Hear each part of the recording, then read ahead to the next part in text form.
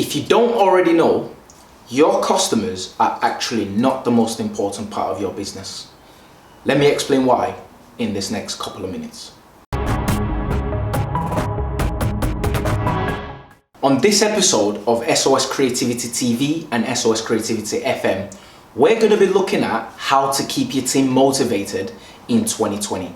And with that being said, let's jump right into it. So, I mentioned earlier that your customers are actually not the most important part of your business, and let me explain why.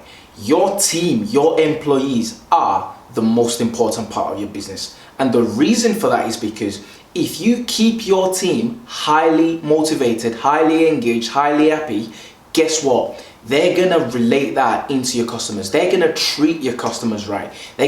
By treating your employees amazingly well, your customers are going to be satisfied extremely well. That's why your customers are actually not the most important part of your business, but rather your employees are the most important part of your business. And in this video, I'm going to be covering a couple of points to helping you keep your team motivated in 2020 so you can achieve the massive business growth that you got planned for 2020.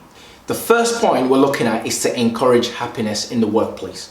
So let me explain a little bit further. If your employees are happy, if your team's happy, they're going to do great work. It's a given. They're going to treat your customers well. It's just a natural fit. So how do you encourage happiness in the workplace? You need to understand your team. What makes certain people happy is completely different to what makes other people happy. So by understanding each individual in your team and finding out what makes them tick, what gets them into their happy place, putting those instances in place will help make your business an absolute success. For example, to some people, a day out might be what makes them happy. To some people, an extra half an hour break might be what makes them happy. To some people, coming in a half an hour later than the standard working time of 9 to 5 or whatever, if you will, and then finishing a half an hour later might be what makes them happy.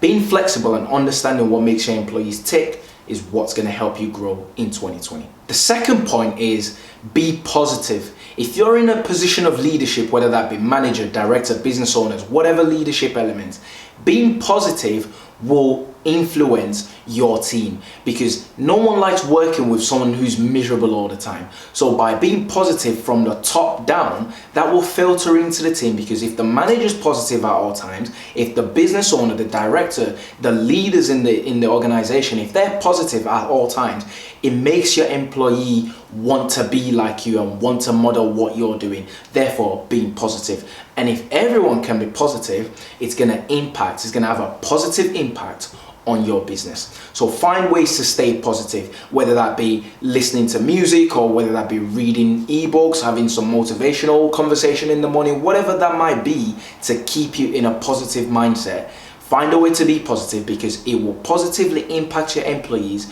which will positively impact your customers, thus positively impacting the bottom line of the business. And the last point we're going to be looking at in this episode is offering opportunities for self-development.